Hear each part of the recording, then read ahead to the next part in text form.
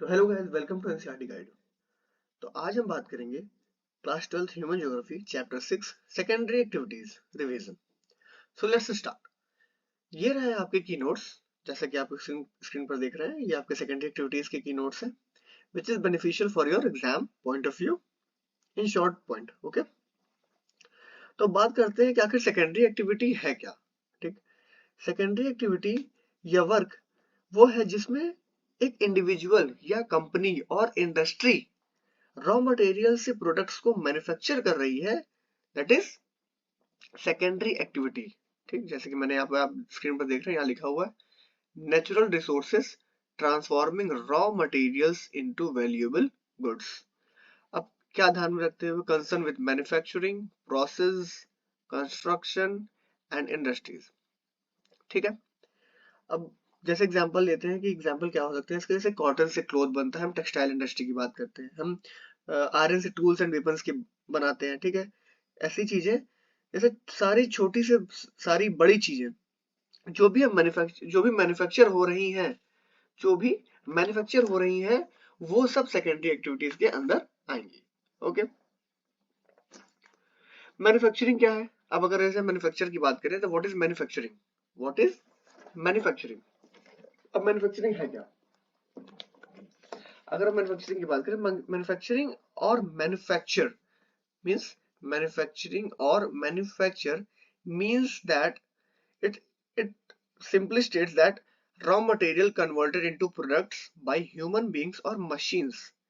It is based on different scale. अब scale कौन कौन से, जैसे कि हम कॉटेज स्केल की बात करते हैं या स्मॉल स्केल इंडस्ट्रीज कॉटेज, ठीक है, लार्ज स्केल इंडस्ट्रीज की बात करते हैं, तो इन सब चीजों की हम आगे बात करेंगे, इसमें दिया हुआ है। ठीक है, बात करेंगे इनके बारे में।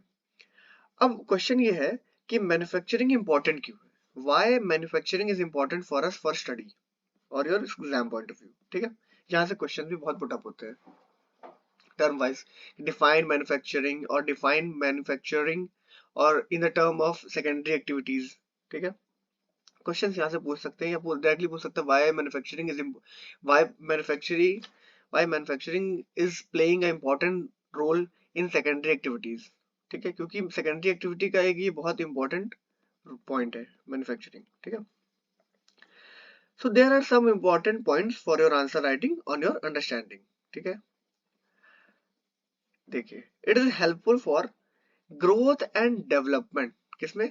Growth and development of any country और region. Second, it helps to modernize agriculture. Example, in present time people are using drone for agricultural practices and different type of tools for the advancement. ठीक है, अब हम देख रहे हैं आज के समय में भाई धीरे धीरे लोग ड्रोन की मदद से बहुत से एग्रीकल्चर एडवांसमेंट की तरफ जा रहे हैं, जैसे कि स्प्रिंकलिंग ऑफ मेडिसिन, फर्टिलाइजर्स, ये सब चीजें यूज हो रही है एग्रीकल्चर। ठीक है, इट प्रोवाइड्स एम्प्लॉयमेंट। अब ये बहुत ही इंपॉर्टेंट पॉइंट है because people can do other work for their capital flow not only in agriculture, मतलब कि we are not dependent on only agricultural services या agricultural practices। ठीक है, इसीलिए मैंने चौथा पॉइंट यहाँ डाला हुआ है कि that is reduce dependencies on agriculture. Manufacturing literally means to make by hand, मतलब कि सीधा सा मतलब है कि ऐसे वर्क जो भी हाथ के द्वारा किए जाएं, बट आजकल धीरे धीरे डेवलपमेंट हो रहा है तो मशीनिक वर्क ज्यादा हो गया है। ठीक है, और एक इंपॉर्टेंट पॉइंट ये है कि रीजनल डिस्पैरिटीज को कम करना। ठीक है, अब रीजनल डिस्पैरिटीज को, जैसे regional disparities under developed countries, like अब क्या है कि अब ये इंपॉर्टेंट पॉइंट बहुत क्यों हो जाता है, because for boosting for your boosting your answer writing. क्योंकि जैसे अब अगर हम बात करें कि अपने इंडिया की, तो हम जानते हैं कि India is divided in different part in geographical condition. ठीक है, तो हर जगह हम एग्रीकल्चरल प्रैक्टिसेस पॉसिबल नहीं है हमारे लिए। ठीक है, अच्छे लेवल पे। ठीक है, तो इंडस्ट्रीज का रोल है रीजनल डिस्पैरिटीज को कम करना, एम्प्लॉयमेंट देना वहां पे की चीजों को, जो कि सिर्फ किसी एक चीज पे डिपेंडेंट ना होकर वो और भी चीजों पर के लिए काम कर सके और भी चीजों के लिए निर्भर रह सके। ठीक है, तो ये सारे इंपॉर्टेंट पॉइंट है जिन्हें मुझे लगा कि मुझे से समझाना चाहिए। एंड आगे आप कुछ चीजें ऐसी भी हैं कि जो कि आप खुद की पॉइंट्स के तरीके हैं जिसको आप समझ सकते हो, नॉर्मल है अंडरस्टैंडिंग के लिए, एंड आप पढ़ सकते हो। ठीक है, अब जैसे अगर मैं बात करूं, यहाँ पे दिया हुआ है मैग्नाइजेशन टेक्नोलॉजिकल इनोवेशन की। ठीक है, क्या क्या की चीजों की जरूरत होती है, क्या क्या चीज लगते हैं। जैसे अगर हम बात करें कॉम्प्लेक्स मशीन टेक्नोलॉजी की बात करते हैं, ठीक है, हम बात करते हैं इस एक्सट्रीम स्पेशलाइजेशन की, जैसे डिवीजन ऑफ लेबर की बात हो रही है, लेस एफर्ट हो, लो कॉस्ट हो, ठीक है, कैपिटल का होना बहुत इंपॉर्टेंट है जो और भी ज्यादा डेवलपमेंट के लिए, ठीक है, लार्ज ऑर्गेनाइजेशन होना चाहिए, एग्जीक्यूटिव ब्यूरोक्रेसी मतलब कि पॉलिटिकली या गवर्नमेंट के अंडर हो, ठीक है, जिससे रूल्स एंड रेगुलेशन बराबर बना है, ठीक है। तो एक हिसाब से देखा जाए ये सब सारे इंपॉर्टेंट पॉइंट्स है आपके फॉर रिगार्डिंग और एग्जाम, ठीक है।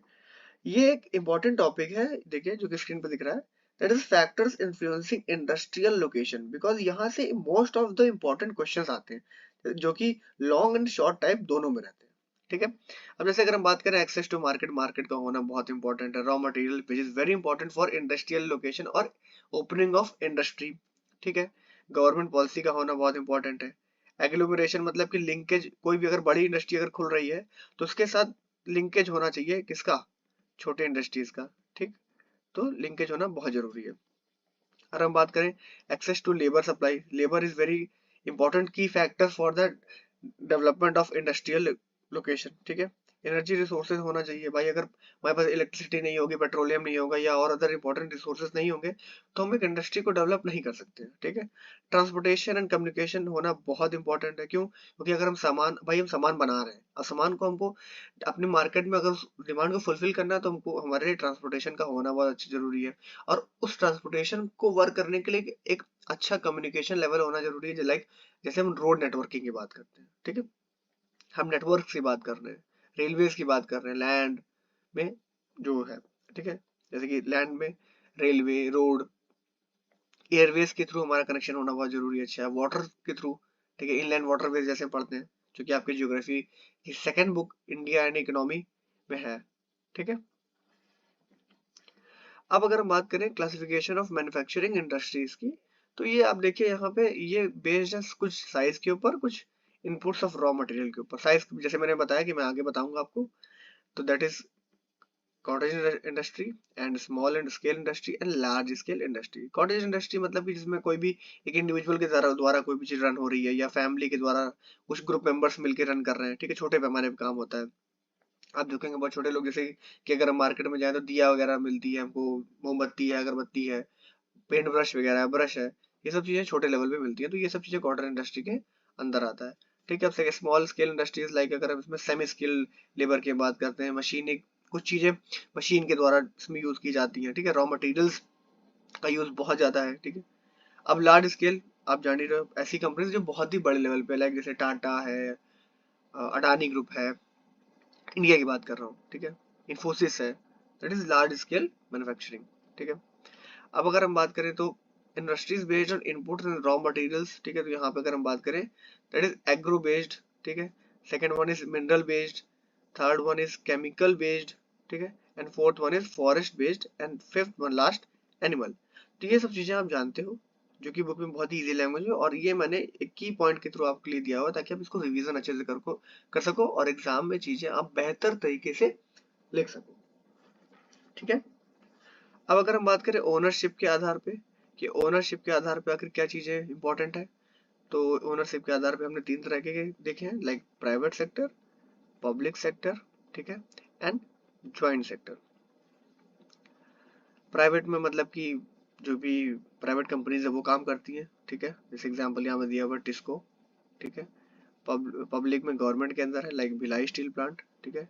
ज्वाइंट सेक्टर में आपका पब्लिक एंड प्राइवेट दोनों मिलके काम करते हैं, लाइक ऑयल इंडिया लिमिटेड, ठीक है, एग्जाम्पल से। अब concept of high technology industries की बात करें तो यहाँ पर रिसर्च एंड डेवलपमेंट का काम होता है, जहाँ पे प्रोफेशनल वर्कर होते हैं, प्रोफेशनल वर्कर्स को क्या बोलते हैं हम, लाइक व्हाइट कॉलर वर्कर्स, ठीक है। Skilled specialist greatly out number the actual production, जो मतलब कि बहुत ही स्किल्ड लोग होते हैं जिसको ब्लू कॉलर कॉलर बोलते हैं वर्कर्स, ठीक है। इसमें आप जैसे आप इंडिया का इसरो ले सकते हो, ठीक है, नासा ले सकते हो वर्ल्ड का, ठीक है। तो ये हाई टेक्नोलॉजी, उनके कम्युनिकेशन, उनके मैकेनाइजेशन, पीपल एंड उनके नेटवर्क में, जैसे हम सेटेलाइट के स्टडीज के बारे में पढ़ते हैं, जो सेटेलाइट जो भी हमारे सेटेलाइट से जाके, जैसे एग्जांपल सबसे अच्छा एग्जांपल अभी चंद्रयान 3 जो हमने मिशन को सक्सेसफुल अपना बनाया, ठीक है, आदित्य SL1, ठीक, जो कि सन की स्टडी के लिए, तो ये सब चीजें हमारी हाई टेक्नोलॉजी में आता है, that is the concept of high technology industry. ठीक है, तो अगर आपको ये वीडियो अच्छी लगी हो तो please like share and subscribe my channel, and please PDF को डाउनलोड करना मत भूलिए, लिंक डिस्क्रिप्शन में है, ठीक है, of Telegram where you can download the PDF of this video. Thank you so much.